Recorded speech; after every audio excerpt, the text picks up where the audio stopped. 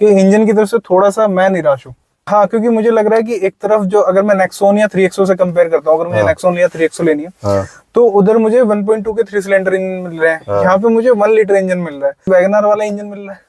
क्या कहानी रही बिल्कुल, क्योंकि जर्मन कार के साथ एवरेज थोड़ा सा मुश्किल हो जाता है। दूसरी तरफ मुझे ये भी लगता है कि चेतन इसके ना जो लोअर ट्रिम्स वाली वेरिएंट्स है ना, वो ज्यादा वैल्यू फॉर मनी रहेंगे। बिल्कुल क्लासिक जो है, क्योंकि अगर आप इतना ही ऊपर जाएंगे तो फिर आदमी को लगता है कि यार क्रेटा ही ना ले लें, 14-15 लाख रुपए में तो यार फिक्स रहे। लेकिन इसका पॉजिटिव है तो ये नेगेटिव भी है। नेगेटिव ये ऐसे अब इस पे 3 बंदे आराम से बैठ पाएंगे, लेकिन उसमें 3 एडल्ट नहीं बैठ पाएंगे, वो 4 बंदों के लिए ही बनी है गाड़ी। क्योंकि बीच भाइयों एस्कोडा स्काईलाइट की डिलीवरी 27 जनवरी से स्टार्ट होने वाली है, लेकिन अभी भी बहुत लोगों को ये कंफ्यूजन है कि गाड़ी के अंदर क्या पॉजिटिव है क्या नेगेटिव है, तो उस पर बात करेंगे। साथ ही आज हमारे बने हुए रवि भाई ऑटो मोबाइल एक्सपर्ट है, ये भी एक चैनल ड्राइव करते हैं वैल्यू ड्राइव के नाम से, तो इनका भी एक्सपीरियंस लेंगे कि गाड़ी में एक्चुअल में क्या पॉजिटिव्स एंड नेगेटिव्स है।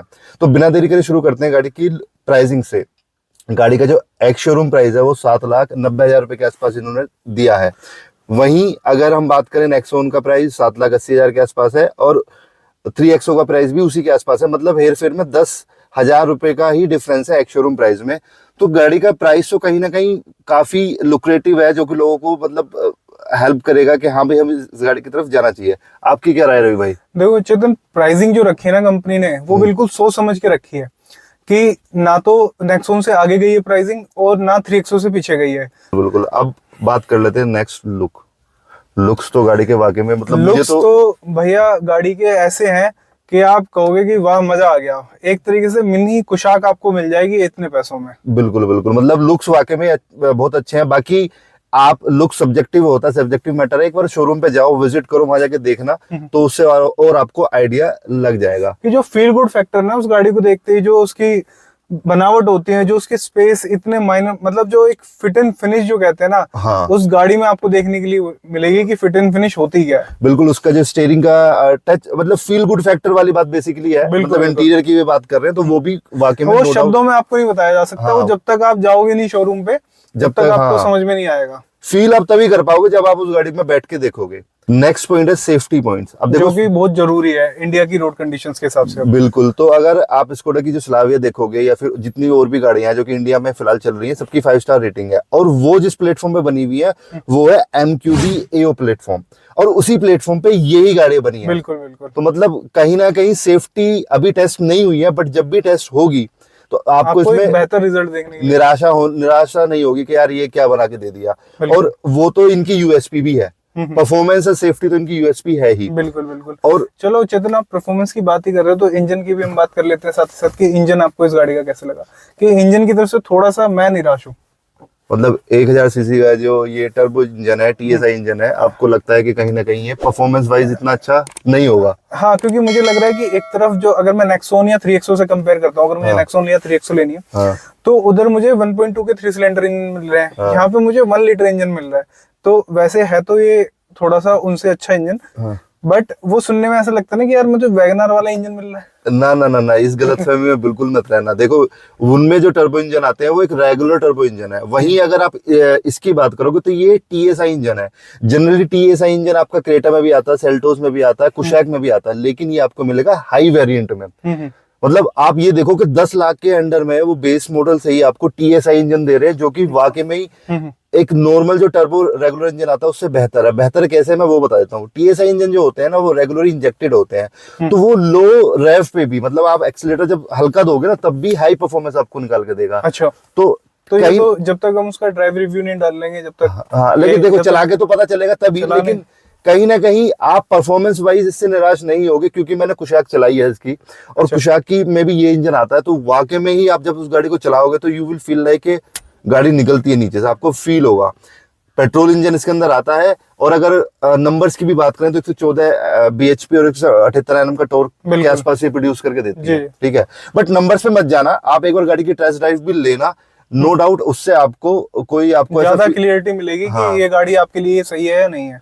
बिल्कुल। और अब देखो, अब इंजन की बात हो रही है तो कहीं ना कहीं लोगों के मन में ये बात भी आ रही होगी कि कहीं ये फ्यूल की क्या कहानी रहेगी। बिल्कुल, क्योंकि जर्मन कार के साथ एवरेज थोड़ा सा मुश्किल हो जाता है, क्योंकि भाई टर्बो इंजन तो वैसे ही फ्यूल ड्रॉप कर देते हैं। बिल्कुल। तो देखो, ये तो आप जब गाड़ी को चलाओगे उसके बाद ही डिसाइड हो पाएगा एक्चुअल में क्या है।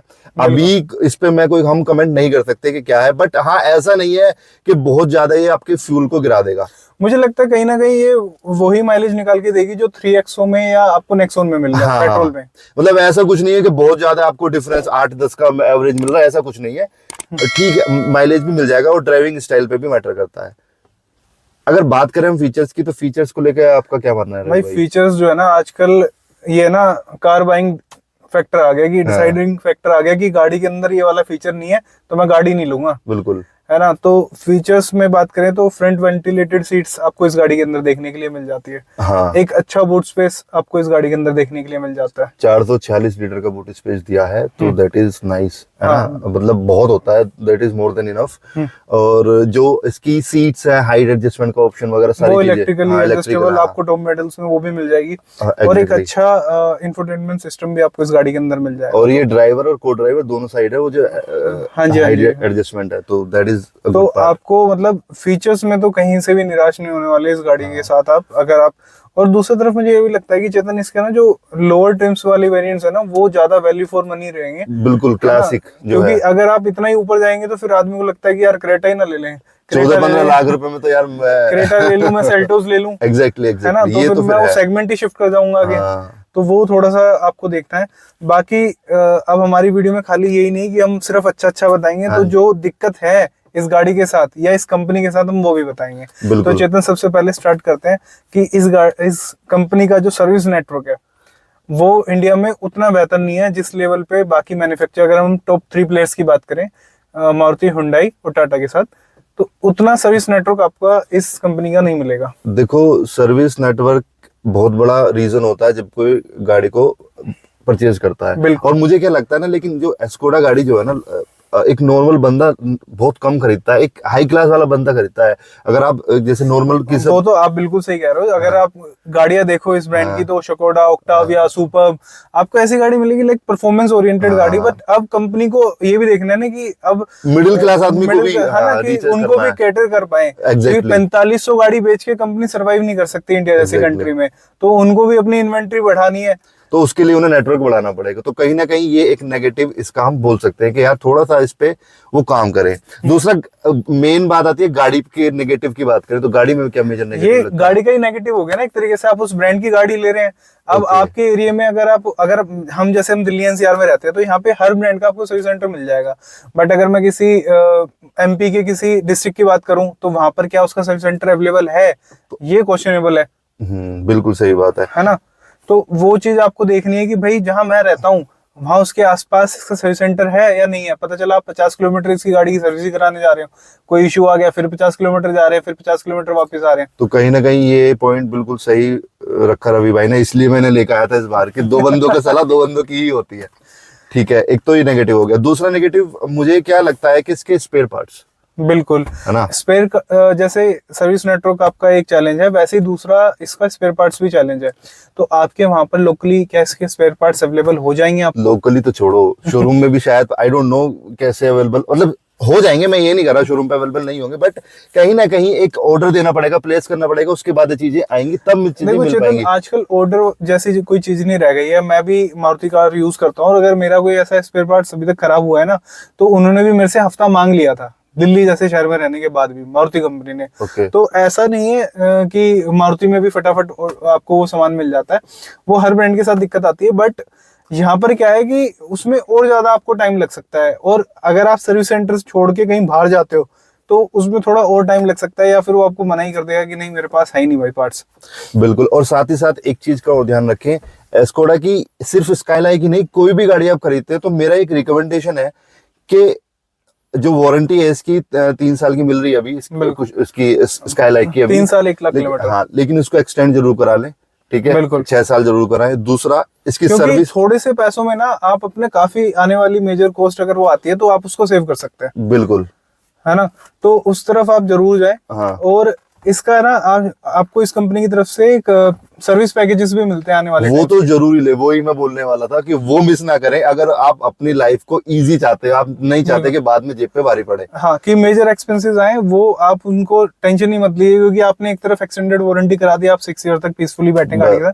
क्योंकि इन गाड़ी के साथ है ना मेंटेनेंस काफी महंगी पड़ जाती है। मेंटेनेंस से मेरा मीनिंग सर्विस से नहीं है खाली, अगर कोई स्पेयर पार्ट चेंज होने लगता है तो वो आप अगर कंपेयर करोगे किसी और सेम ब्रांड से उसी सेगमेंट के, तो वो थोड़ा सा आपको एक्सपेंसिव पड़ जाएगा। मतलब नॉर्मल चीजें की बात करें, जैसे अगर क्लच प्लेट ही चेंज होने लगे जो कि 40-50 हजार पे होती ही है, ब्रेक पैड हो, चलो क्लच तो दूर की बात कर लेते हैं, ब्रेक पैड हो गया, तो ये चीजें ऐसे छोटी छोटी चीजों में भी आपको प्राइस के काफी डिफरेंसेस देखने के लिए मिलेंगे। तो इन चीजों का ध्यान रखें। बाकी ऐसे गाड़ी में नेगेटिव्स क्या है वो गाड़ी ड्राइव एक्सपीरियंस के बाद ही आपसे शेयर करेंगे ऐसे बिल्कुल, एक बार गाड़ी मार्केट में आ जाए तभी पता चल पाएगा कि एक्चुअल में नेगेटिव्स गाड़ी के अंदर है क्या। बाकी हेडलाइट का तो कैसा रहने वाला, ये चीजें अभी ये सब चीजें हम ओनरशिप रिव्यू में किसी शेयर हाँ ऐसे तो नहीं बता पाएंगे। ऑल इन ऑल अच्छा, एक चीज एक पॉजिटिव रह गया था, उसको और बताता हूँ। ये गाड़ी मैंने वीडियो देखी है और मैंने एक चीज फील करी, जो इसकी जो रियर सीट है, जैसे क्या होता है कि जैसे आप यहाँ देख रहे हो, यहाँ पे कुशनिंग है ना ये फ्रंट सीट में, उसमें जो रियर सीट में दो बंदे इधर भी और इधर भी,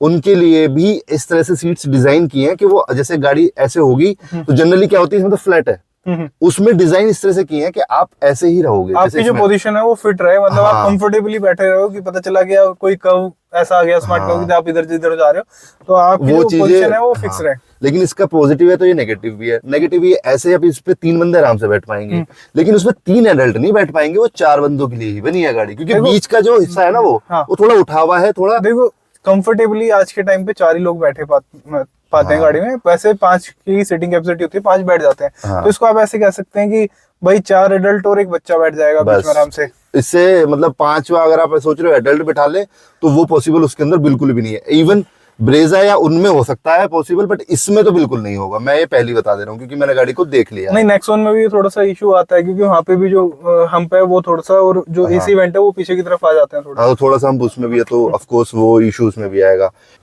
तो भाइयों ये कुछ था इस गाड़ी के बारे में, प्रोज एंड कॉन्स जो मैंने आपको बताया। बाकी इन डिटेल्स अगर आपको जानना है तो ऑफ कोर्स जैसे ही गाड़ी शोरूम के अंदर आती है then we will make some more videos too, and of course we will make drive review videos as well.